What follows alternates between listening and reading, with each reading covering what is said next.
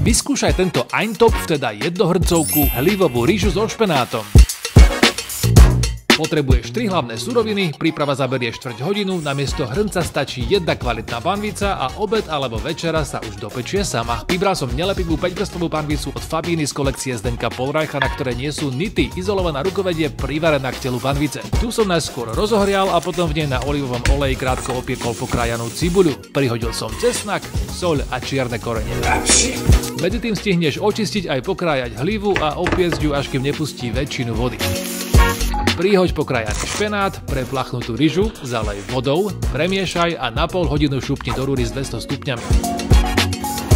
Pokvapkaj citrónovou šťavou a máš panvicu pre 3 až 4 osoby, ktorá vyzerá ako ľahučké risotto aj bez nekonečného miešania masla, vývarov či vína. Jednoduchšie to už nejde. Recept nájdeš v knihe Treba si variť na strane 164. Dobrú chuť!